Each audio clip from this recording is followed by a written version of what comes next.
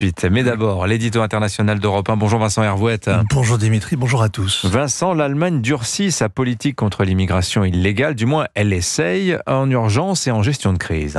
Oui, alors un chancelier qui chancelle.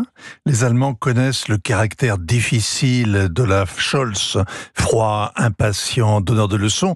Mais on n'a jamais vu un chancelier tempêter en brandissant le poing à la tribune du Bundestag. C'est arrivé hier. Une longue colère contre le chef de la CDU, Friedrich Merz. Normalement, le débat portait sur le budget. Il a évidemment dérapé sur l'immigration.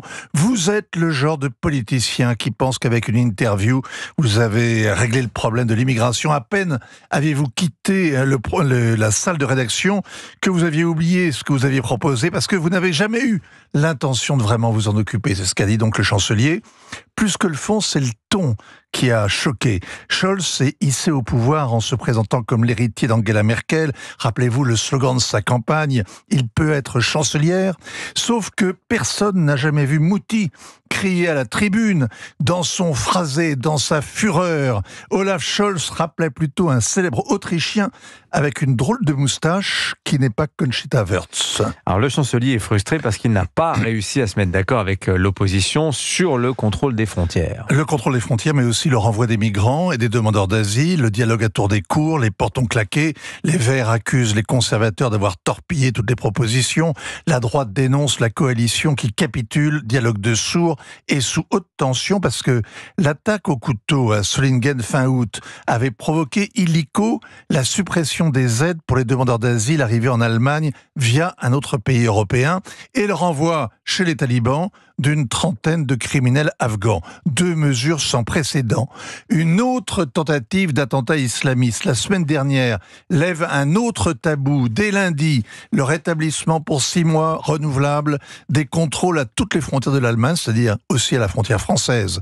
Tant pis pour Schengen et la libre circulation des personnes et des biens. Il va falloir l'autorisation de la Commission, bien sûr, éviter que les voisins fassent pareil. En rétorsion, les Polonais s'indignent, les Autrichiens refusent qu'on leur renvoie les migrants qui sont passés chez eux. Oui, et les Hongrois disent bienvenue au club. Une douzaine de pays européens ont en effet restauré le contrôle à leurs frontières cette année. Oui, la France en avait fait autant au moment de la guerre en Syrie avec l'Espagne et l'Italie. Les terroristes du Bataclan sont d'ailleurs passés par là. Et puis, il y a eu le chaos du Covid, chacun baissant le pont-levis pour ralentir la propagation du virus.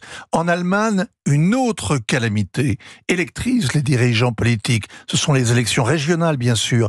Les socialistes viennent d'encaisser 2 raclées. La prochaine serait la plus sévère. La semaine prochaine, dans le Land de Brandebourg, car le SPD d'Olaf Scholz y règne depuis la réunification. À l'échelle nationale, la moitié des Allemands considèrent que l'immigration est la question la plus importante avant l'économie en berne. Les 3/4 réclament un changement radical dans la politique d'asile. Scholz voudrait bien donner un tour de vis, mais ses alliés dans la coalition rechignent, l'opposition s'en lave les mains et l'Union européenne a confisqué le tournevis. Restent les effets d'annonce, les mesurettes inapplicables, les grands coups de menton dont on avait perdu l'habitude à Berlin. Signature Europe 1, ainsi va le monde. Vincent Hervouette. Merci beaucoup Vincent.